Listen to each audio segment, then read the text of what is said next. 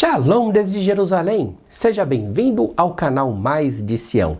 Se você deseja atualizar seus conhecimentos bíblicos sem interferências religiosas, que é o mais importante, então você chegou no lugar certo.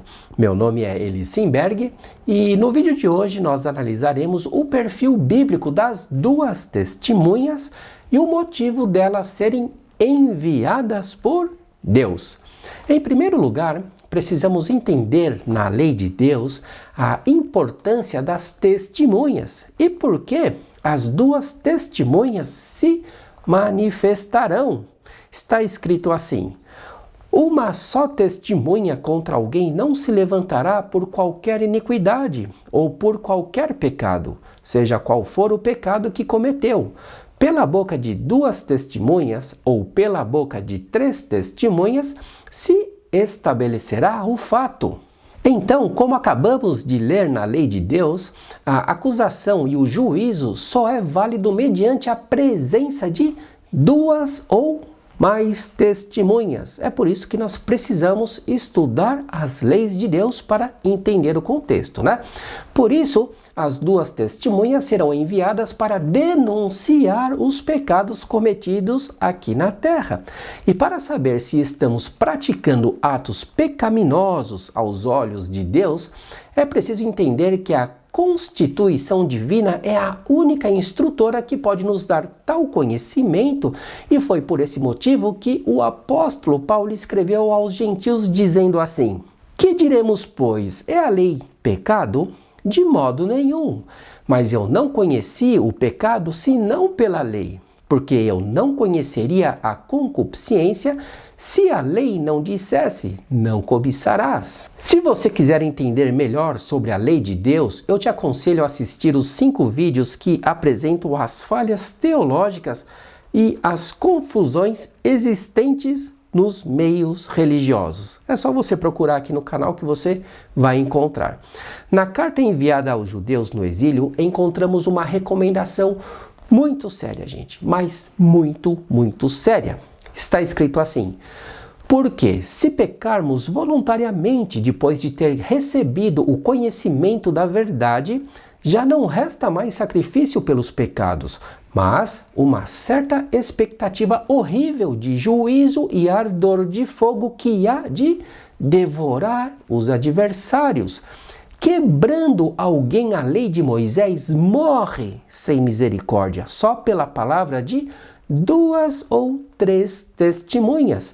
De quanto maior castigo cuidais vós, será julgado merecedor aquele que pisar o Filho de Deus e tiver por profano o sangue da aliança com que foi santificado e fizer agravo ao Espírito da graça. Porque bem conhecemos aquele que disse: minha é a vingança e eu darei a recompensa, diz o Senhor. E outra vez, o Senhor julgará o seu povo. Horrenda coisa é cair nas mãos do Deus vivo. Então devemos ter muito cuidado com as teologias da graça rebelde que nos faz pensar que Yeshua aboliu a lei de Deus, gente. Considere que Yeshua riscou a lei do pecado, que é oposta à lei de Deus. E por isso está escrito: havendo riscado a cédula que era contra nós nas suas ordenanças, a qual de alguma maneira nos era contrária, e atirou do meio de nós, cravando-a na cruz. Logo, devemos andar em obediência à lei de Deus através do nosso amor, da nossa fé, né?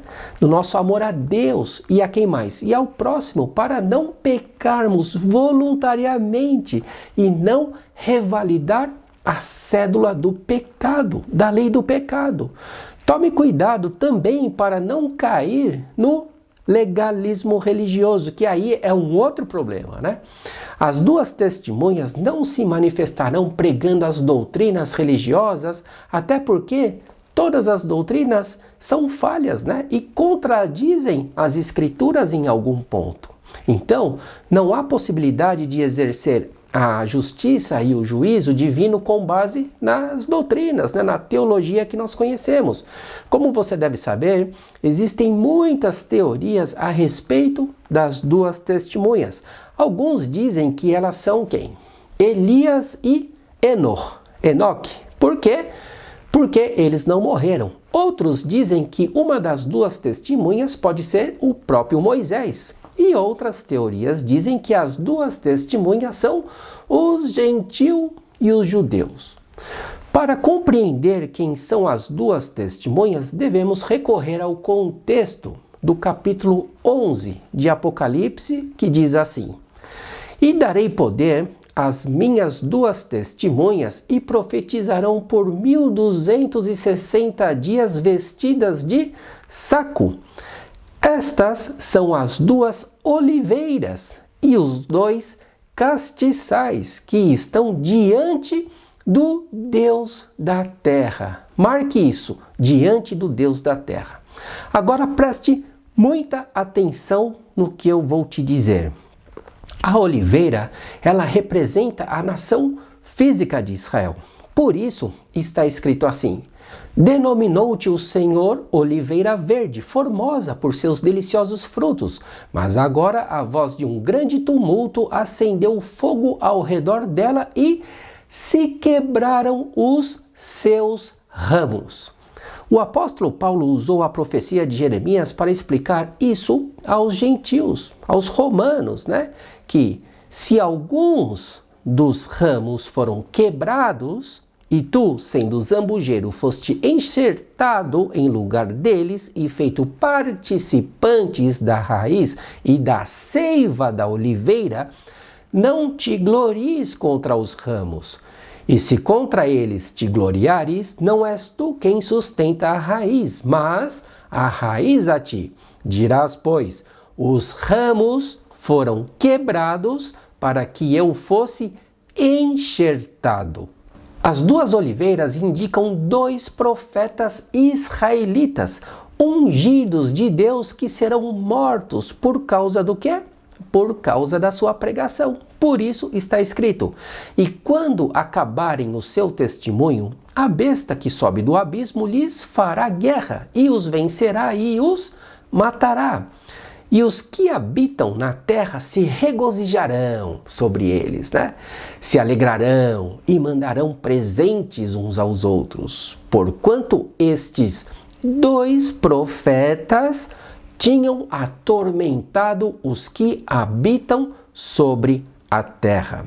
E depois daqueles 3 dias e meio, o Espírito de vida vindo de Deus entrou neles, e puseram-se sobre os seus pés, e caiu grande temor sobre os que os viram. As duas testemunhas também são mencionadas pelo profeta Zacarias. Veja só que interessante. Está escrito assim: que são as duas oliveiras à direita e à esquerda do castiçal? Que são aqueles dois ramos de oliveira que estão juntos aos dois tubos de ouro e que vertem de si azeite dourado? E ele, o Senhor, me falou dizendo: não sabes tu, Zacarias, o que é isso? E eu disse: não, meu Senhor. Então ele disse: estes são os dois ungidos que estão diante do Senhor de toda a terra. O texto, gente, está em plena sintonia com o capítulo 11 de Apocalipse. O azeite dourado é a seiva, que significa o quê? As bênçãos mencionadas pelo apóstolo Paulo, quando disse aos gentios o seguinte: e tu, gentil, sendo zambujeiro, foste enxertado em lugar deles e feito participantes da raiz e da seiva da oliveira. Então, está errado afirmar que as duas oliveiras são os gentios e judeus, ou as duas casas de Israel dividida, até porque o pecado de rebelião dos efraimitas e de Judá foi condenado por Deus, conforme eu demonstrei nos vídeos que apresento, os problemas que causaram toda aquela separação, né? Toda aquela confusão nas tribos de Israel. As duas testemunhas também são representadas por dois castiçais, ou seja, duas menorot. E o que isso significa? Isso significa que a menorá representa os 7 Espíritos de Deus que estão sobre esses dois profetas israelitas ungidos. Para você entender melhor o significado da menorá, eu recomendo que você assista o vídeo em que explico sobre os 7 Espíritos de Deus e o Espírito Santo.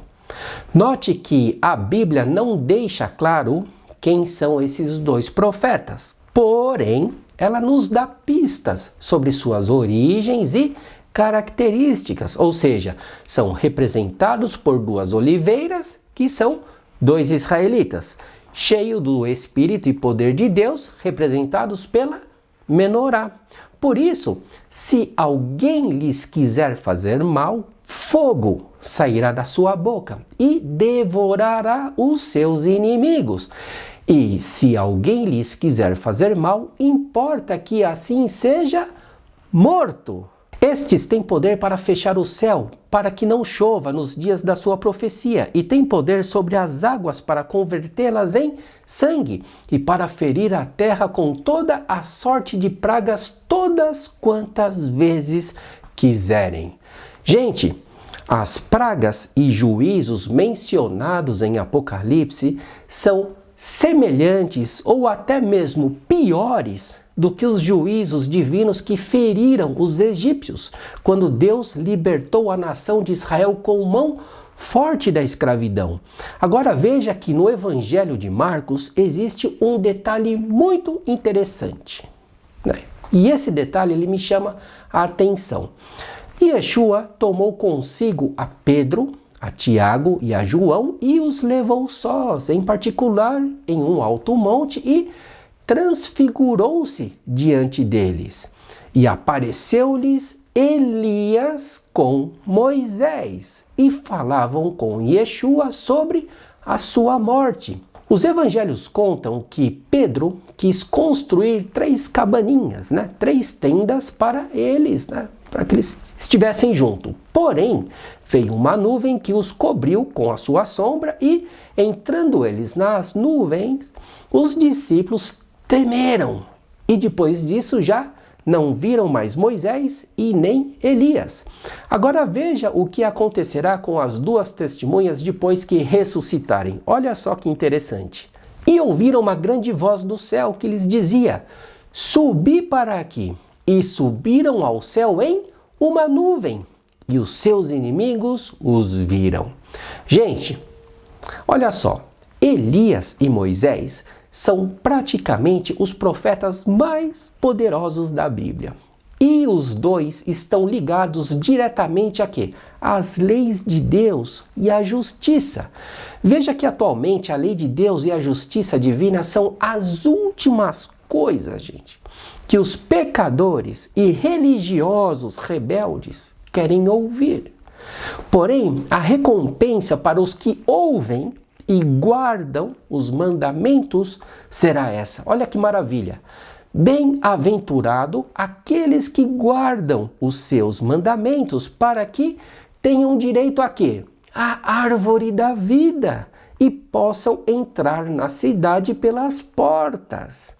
Ao contrário do falso profeta e do homem do pecado, que farão prodígios e maravilhas, fantasias, para agradar e enganar o povão, as 2 testemunhas não darão testemunhos que massageiam o nosso ego e nem servem de comichão para os nossos ouvidos. Elas não virão falar o que a gente quer ouvir.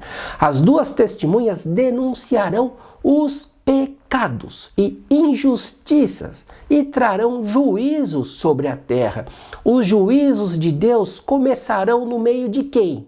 Dos pecadores, lá dos ímpios? Não, do seu povo. que estará aqui na terra. Gente, chegará o dia em que a natureza e o universo fugirão do trono branco de Deus, do último juízo. E quando isso acontecer, eu e você iremos na direção dele sem possibilidade alguma de escapar. Está escrito assim: e vi um grande trono branco, e o que estava assentado sobre ele, de cuja presença fugiu a terra e o céu, e não se achou lugar para eles.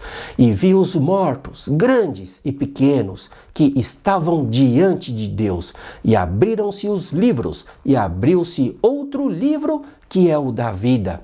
E os mortos foram julgados pelas coisas que estavam escritas nos livros, segundo as suas obras. As nossas obras, gente, devem estar de acordo com a vontade de Deus, de acordo com a lei divina e não conforme as interpretações teológicas equivocadas que fazem dos escritos do apóstolo Paulo.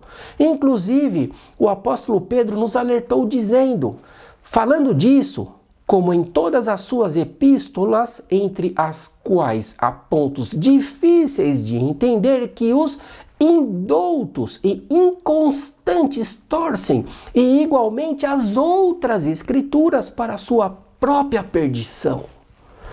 Então, gente, nós precisamos tomar muito cuidado com as heresias que ensinam por aí, porque naquele dia não adiantará citar textos bíblicos isolados, conceitos teológicos e filosofias religiosas para querer se defender diante do Todo-Poderoso, porque naquele dia vai valer a lei de Deus.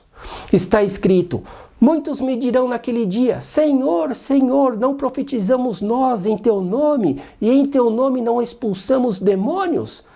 E em teu nome não fizemos muitas maravilhas? E então lhes direi abertamente: nunca vos conheci. Apartai-vos de mim, vós que praticais a iniquidade, vós que transgredis a constituição divina, vós que andais segundo as suas próprias vontades. Veja que Yeshua mandou uma indireta certeira para aqueles que pensam que serão salvos apenas por acreditar nele, para aqueles que confundem a fé genuína com crendices religiosas. Precisamos tomar muito cuidado com isso. Então, se você gostou desse estudo, aproveite e se inscreva agora mesmo aqui no canal Mais de Sião, ative o sininho e atualize seus conceitos através de nossos vídeos. Um forte abraço desde Jerusalém e a gente se vê no próximo vídeo.